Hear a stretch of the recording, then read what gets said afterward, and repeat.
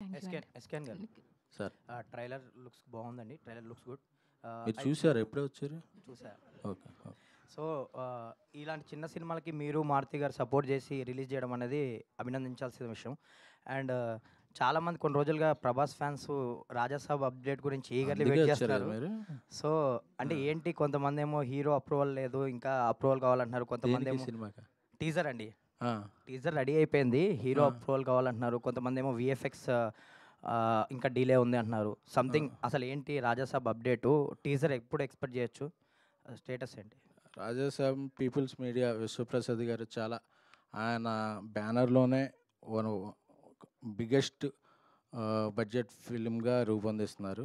అలాగే మారుతి గారు కూడా ఆయన శక్తి వంచన లేకుండా కృషి చేస్తూ చాలా మంచి అవుట్. నేను ఈరోజు వచ్చేటప్పుడే పొద్దున్నే ట్విట్టర్ ఓపెన్ చేస్తుంటే అలాగే చూస్తున్నా, మారుతి గారి ట్వీట్ చూసింది. ఇంకా మ్యాక్స్ 2 వీక్స్ అన్నీ వచ్చేస్తాయని చెప్పారు. So all set.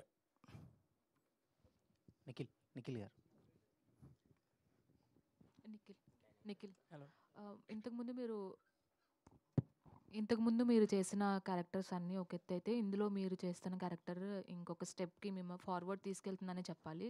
చాలా బాగుంది. సో దీనికోసం మీరు ఎంత కష్టపడ్డారు, అంటే ఆ మాడ్యులేషన్స్ అనేవి చేంజ్ చేయడం కోసం ఎలాంటి జాగ్రత్తలు తీసుకున్నారు?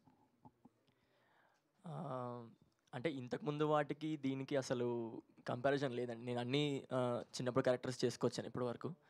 ఆల్మోస్ట్ ఒక 70 మూవీస్ చేశాను. ఇది ఇది నేను మెయిన్ లీడ్గా ఫుల్ లెంత్కి ఇది నా ఫస్ట్ మూవీ. సో అంటే ఆ ఎక్స్పీరియన్స్ అంతా నాకు ఇక్కడ యూజ్ అయిందనమాట. అంతే.